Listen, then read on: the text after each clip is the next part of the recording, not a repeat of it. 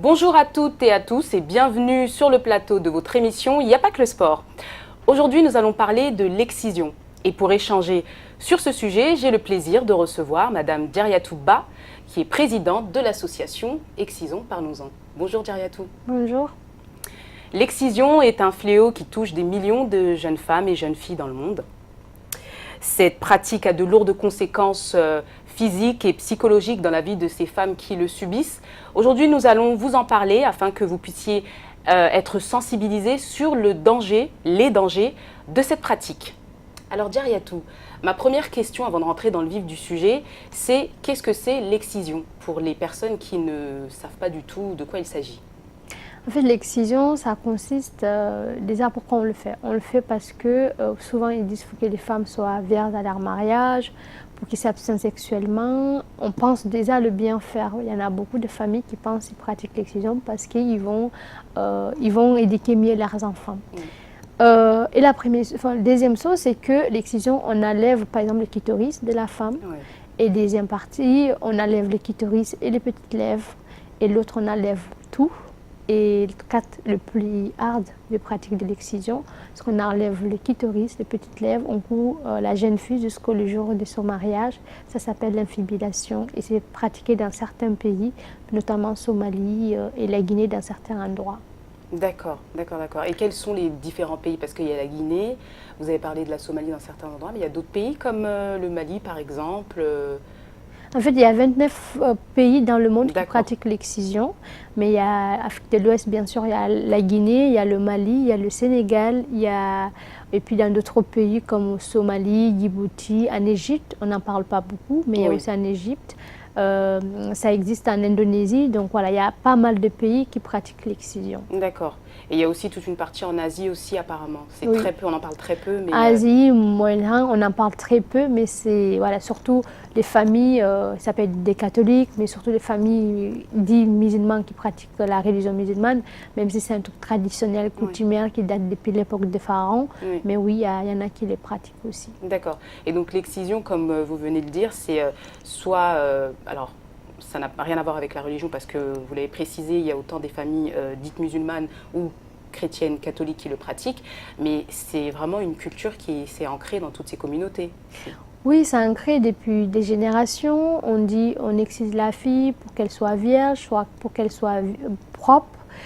Et surtout, on pense l'éduquer mieux. Alors que l'éducation, c'est la sexualité, c'est éduquer à la femme de s'aimer, d'avoir un choix, de respecter son corps. Ça n'a rien à voir parce que combien on saurait tous ces pays où l'excision est pratiquée, ça n'empêche pas d'avoir des femmes qui sont dans la rue, qui vendent leur corps. Effectivement, Voilà, donc ça veut dire que c'est un argument qui n'est pas valable dans la lutte ou dans le combat. Ce qu'il faut, c'est de dire que voilà, les filles, c'est l'élever. Et que quand on coupe une clitoris d'une femme, les traumatismes qu'elle vit, c'est toute sa vie. Donc c'est ça, il y a beaucoup de nos familles qui ne rendent pas compte tous les dangers et toutes les conséquences qu'on implique un enfant tout petit en l'excisant. En l'excisant, bien sûr. Et pour faire un petit lien avec le sport, est-ce qu'une femme aujourd'hui qui est excisée, est-ce qu'elle peut pratiquer une activité sportive? Est-ce qu'elle peut faire du sport comme tout le monde ou elle aura plus de difficultés? Ah oui, bien évidemment. Ce n'est pas parce qu'on a été excisé par exemple, qu'on ne peut pas faire du sport. On peut faire du sport, on peut faire la natation. La vie, elle continue. On peut faire on peut même faire des sportifs au niveau. On peut être un sportif en étant excisé. Parce que voilà, heureusement d'ailleurs que la femme, elle veut pratiquer les sports après l'excision. Et vous pensez que dans les équipes, par exemple, nationales de football féminin, il y a des femmes excisées? Par exemple, l'équipe nationale féminine de la Guinée ou alors du Mali, vous pensez qu'il doit en avoir dans ces équipes-là? Je pense, parce que ça touche quand même beaucoup de catégories dans la société guinéenne ou malienne. En Guinée, c'est 95% des femmes, elles sont excisées. Donc ça peut être quelqu'un de croyant ou pas croyant, ça peut être une voisine, ça peut être une tante qui va vouloir bien faire. voilà, les cas sont nombreux parce que c'est ancré tellement dans le Nord que les gens ne voient pas de vivre sans l'excision. Pour eux, l'excision, ça fait partie de la vie, ça fait partie de cet héritage culturel qu'il faut à tout prix protéger par l'ignorance. C'est vraiment, c'est vraiment ça. Alors pour vous parler de l'excision en quelques chiffres, alors l'excision selon un rapport de l'UNICEF, c'est près de 200 millions de filles et de jeunes femmes qui sont excisées dans le monde. C'est plus de 60 000 femmes excisées et qui vivraient en France. Et c'est pratiqué, comme mon invité Djariatou l'a précisé, dans 29 pays dans le monde. Alors pour revenir à l'excision des jeunes filles, on commence à les exciser à quel âge? Est-ce que c'est très tôt?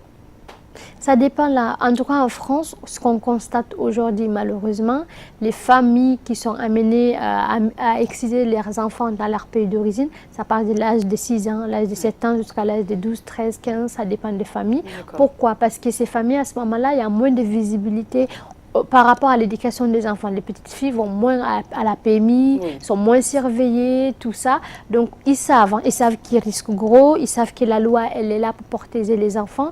Du coup, il suffit une vacance, il suffit de pas grand-chose pour que la petite fille soit amenée à être excisée par sa propre famille ou par les membres de sa famille, parfois même involontairement de la famille des parents des enfants. D'accord, donc c'est vraiment, c'est très grave parce que c'est tellement ancré que parfois même les parents sont contre, mais c'est un peu une obligation pour certaines familles aujourd'hui. C'est ça, ça devient une obligation. Je connais plusieurs personnes qui partent en Afrique et qui me disent, moi ma fille elle a été excisée mais je ne voulais pas, mais je me suis retrouvée impuissante parce que je suis partie par exemple visiter un oncle pendant que j'étais là-bas, je suis revenue, ma fille elle était déjà excisée.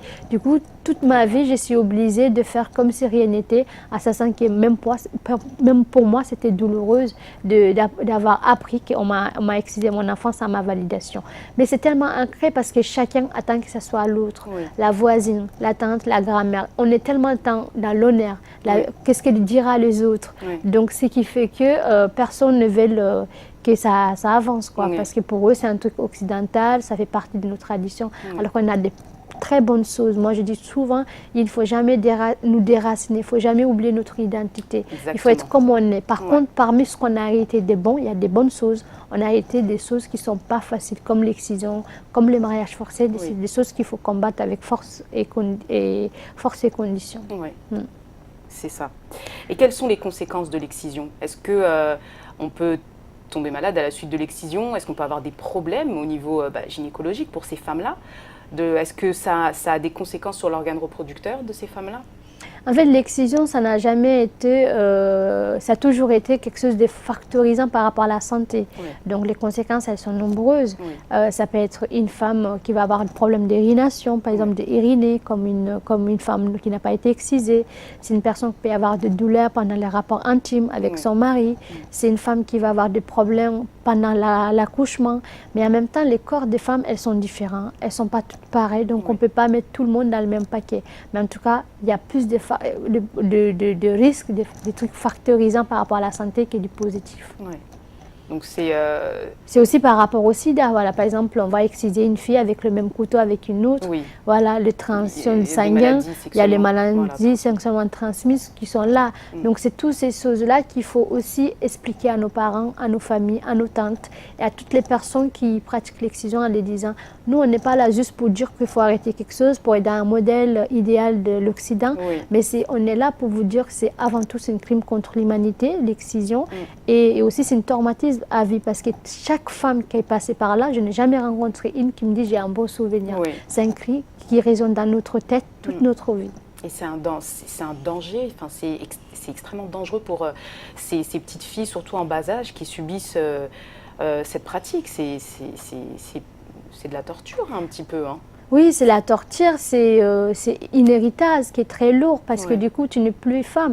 Imaginez-vous une femme qui est née et grandie en France, qu'elle a été protégée toute sa vie de l'excision. Elle part en vacances dans un pays qu'elle connaît à peine parce que le pays d'origine, on ne connaît pas vraiment. Du coup, on se retrouve par des tantes ou par des grands-mères qui pensent vouloir bien faire, qui les coupent violemment, quoi. Donc, ces filles-là, elles sont traumatisées et puis elles reviennent ici à sachant de comment revivre après avoir vécu autant en telle sorte qu'on n'était pas préparé. Donc aussi là, notre sensibilisation, elle est là, c'est pour ça, l'excision, parlons-en. Oui. Chaque année, on lance une campagne depuis maintenant 3 ans qui s'appelle Alerte à l'excision. On sensibilise les jeunes filles, les adolescentes qui partent en vacances par rapport à l'excision. Parce que parmi toutes ces familles-là, 10 enfants sur 10, ça veut dire 3 enfants sur 10, dont ils sont d'origine des pays africains, peuvent être confrontés à l'excision si leur pays pratique l'excision.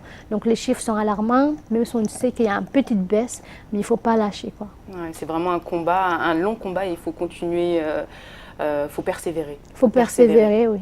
Est-ce qu'aujourd'hui on peut être opéré parce qu'il y a beaucoup de femmes qui sont excisées, mais est-ce qu'aujourd'hui il y a des solutions au niveau médical?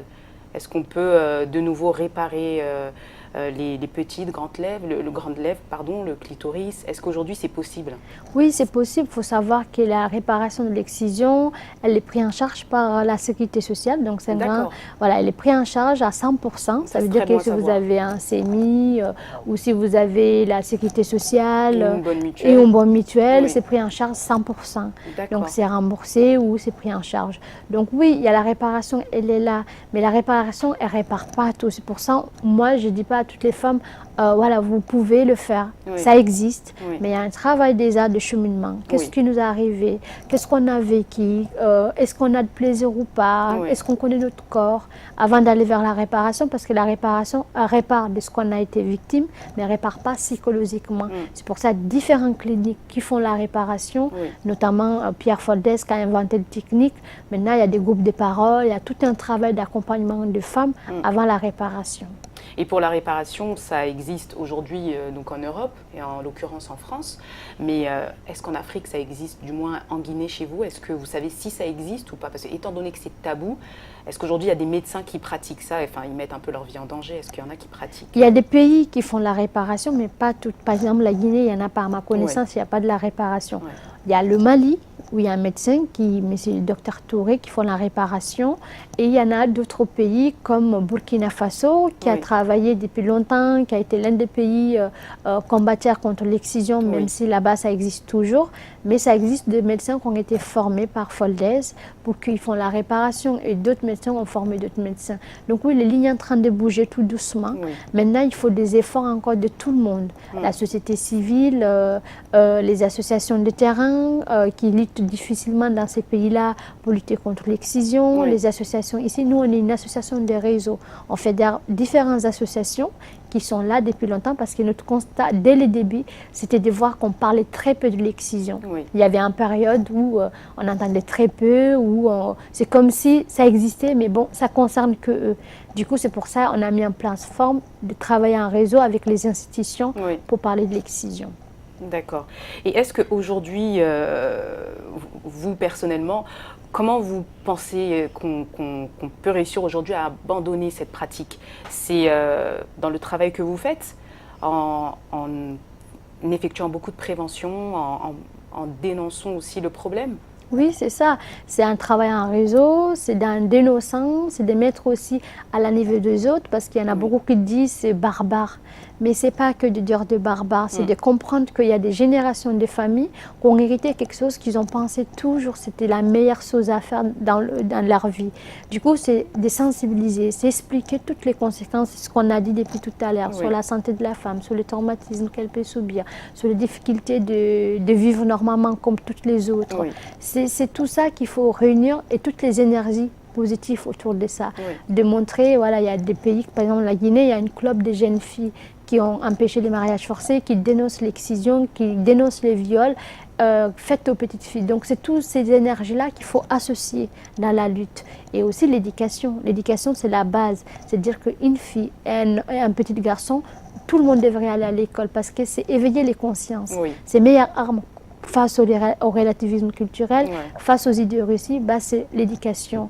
et continuer sans relâche les actions, des coups de poing et aussi des sensibilisations. Ouais, je pense que de toute façon, l'éducation, c'est une des forces et c'est vraiment, si toute l'Afrique, on avait la chance d'avoir des enfants qui pouvaient tous aller à l'école très tôt et que l'école c'est gratuit pour tout le monde, je pense que ça serait une force pour tous les Africains et qu'on serait vraiment loin. Et aujourd'hui, moi je vais un petit peu parler, j'aimerais qu'on parle un petit peu de vous, de votre parcours. Vous aussi, vous avez été excisé. Est-ce que vous pouvez en quelques mots nous raconter un petit peu votre parcours et votre combat aujourd'hui, comment vous êtes arrivé aujourd'hui à être présidente de cette association-là? Alors mon combat il a été long personnellement. J'étais excisée à l'âge de 8 ans en Guinée. Moi j'ai grandi dans une grande famille en Guinée-Conakry. Donc c'est ma grand-mère qui m'a élevée. J'étais excisée dans un village très perdu de la Guinée, dans des conditions difficiles. On ne dit jamais aux petites filles qu'est-ce qui va t'arriver, comment ça va se passer. On te dit juste faut accompagner. Et donc j'ai accompagné ma grand-mère. Je me suis retrouvée avec 4 femmes, dont 2 qui m'ont tenu les mains, d'autres qui m'ont tenu les pieds, ils m'ont excisée. Donc comme je dis souvent, c'est à la fois cette cri-là qui résonne tout le temps en moi, mais aussi cette douleur. Pendant 3 semaines, on me lavait avec l'eau chaude ou pour me soigner, parce que ma grand-mère, il n'y avait pas de médecin, il n'y avait pas de médicaments. Du coup, elle me soignait avec le médicament traditionnel. Bon, moi, j'ai eu la chance, je n'ai pas eu des infections. Il y en a d'autres qui ont des infections pendant ce moment-là. Après, j'étais mariée à l'âge de 14 ans. Mariage forcé par un homme que je ne connaissais pas, que j'ai vu vite fait dans ma vie. Qu'on m'a dit, il fallait que je dise que je l'aimais par ma mère, parce qu'elle était mariée aussi. Elle est la 4e épouse de mon père. Donc voilà, tous ces enjeux-là de la femme et sa place qui est très compliquée. Après, je suis venue en Hollande avec cet homme. J'ai vécu les violences, l'enfermement, les viols, la totale, parce que quand on a 14-15 ans et qu'on est livré à nous-mêmes, qu'on est livré... On a encore une enfant. Qu'on est encore une enfant, donc c'est tout ça, j'ai passé par là avant de le quitter, de me reconstruire, d'apprendre le français, lire et écrire, ABCD comme les enfants. Le parcours a été long, il est encore long parce que, vous savez, on ne peut pas vivre tout ça et de faire comme si rien n'était. Il y a toujours des séquelles qui resteront quelque part. Par contre, moi, j'ai eu la chance de tomber sur de bonnes personnes au bon moment. Donc c'est comme ça que je me suis engagée dans le milieu associatif en 2007. Et puis depuis, j'ai rien lâché. J'ai créé l'association, on m'a aidé à écrire un bouquin. Après mon livre en 2006. Et comment s'appelait ce livre? Ce livre, On m'a volé mon enfance. Donc c'était le titre. Et après, j'ai créé l'association Espoir et Combat des femmes avant de rejoindre l'excision Parlons-en. D'accord, donc c'est vraiment un parcours particulier, semé d'embûches, mais qui aujourd'hui, c'est un beau parcours parce que c'est un bel engagement aujourd'hui. Oui, merci, parce que cet engagement-là, je le devais en fait. On ne peut pas sortir de tout ça et rester le bras croisé en disant que voilà, tout est réglé. Moi, je pense que c'est redonné aussi. Et je pense qu'on a tous des rôles, comme ce que vous faites, on a tous des rôles à jouer précisément pour que le monde bouge et surtout que chez nous, ça évolue. Et que je pense que voilà, il ne faut pas désespérer. C'est pour ça que j'appelle à toutes les bonnes volontés de nous rejoindre dans la lutte positivement et dans le respect des autres. C'est ça. Et aujourd'hui, vous avez une très belle relation avec votre famille, malgré tout ce qui s'est passé. Est-ce qu'aujourd'hui, le grand conseil que vous pouvez donner aussi aux gens, c'est de rester humble, c'est ça? Oui, c'est rester humble, rester lié avec sa famille. Moi, ma famille, c'est quelque chose de très important. Beaucoup de gens m'ont dit, ah mais on ne comprend pas, tu as vécu tout ça, tu n'as pas coupé les liens. Parce que l'idée, c'est pas couper ses racines. Dans tout ce qu'on a arrêté, il y a des positifs comme la générosité, la solidarité, le partage. Ça, c'est quelque chose qui, à aucun moment, il faut remettre en question. Par contre, par l'ignorance et par tout ce qu'on ne sait pas, on a arrêté de l'excision et de mariage forcé. C'est pour ça, moi, je n'ai jamais voulu mes parents, par exemple. J'ai en voulu les coutumes des traditions. Et comme j'en veux eux, c'est celle-là que je m'attaque, c'est celle-là que je lutte contre, ce qui est négatif. Donc, parce que vos parents, aujourd'hui, ont compris que l'excision n'était pas forcément bien, mais c'est parce qu'il y a eu beaucoup de dialogue. Oui, avec mon père notamment. J'ai beaucoup échangé avec mon papa. Un jour, il m'a dit au téléphone, je suis ton premier soutien. Donc pour moi, ces jours-là, c'était une immense de joie parce que pour moi, j'attendais jamais que mon père ait dit ça. C'était une victoire aussi. Donc même s'ils ne vont pas s'afficher complètement avec moi, mais en tout cas, ils ne sont pas contre de ce que je défends. Je ne dis pas qu'ils ont arrêté l'excision grâce à moi, mais je sais que je fais bouger les lignes. Et mon objectif, c'est ça aussi, c'est d'être à l'intérieur pour faire bouger les mentalités, pour qu'on en garde certains qui sont bonnes, mais qu'on abandonne d'autres, comme l'excision. Et je pense que, en tout cas, dans votre parcours, votre histoire, le dialogue est très important. Il faut beaucoup, surtout nous, hein, notre communauté, nos parents africains, ses coutumes, beaucoup de dialogue, expliquer pourquoi c'est dangereux. Et normalement, à partir de ces paroles-là, ils peuvent comprendre, en tout cas pour certains. Oui, pour certaines. Après, le combat, il est rude, il est difficile. On va avoir ceux qui ne vont pas du tout nous aimer, ceux qui ne sont pas du tout d'accord, qui nous disent qu'on est déracinés, qu'on est francilisés, qu'on est des blanches.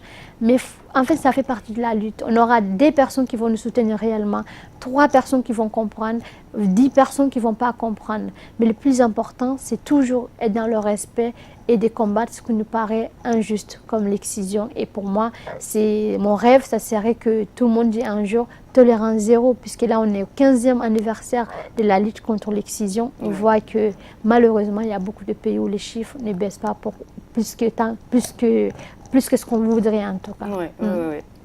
Alors avant d'arriver à la fin de cette émission, Djariatou, est-ce que vous avez un message pour toutes ces femmes africaines et ces hommes africains qui nous regardent aussi sur Il n'y a pas que le sport? Est-ce que vous avez un message à leur passer?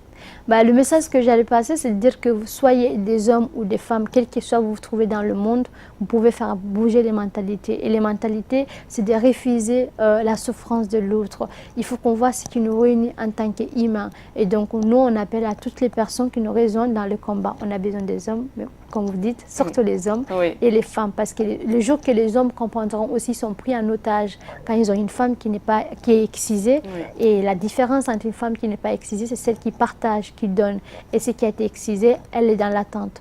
Donc je pense que c'est toute la société qui devrait se mettre en mouvement pour abandonner l'excision. Merci Djariatou de m'avoir accompagnée aujourd'hui. Merci à vous. Merci à vous, chers téléspectateurs. J'espère que le message est passé. J'espère, mesdames et messieurs, que vous avez compris les dangers de l'excision.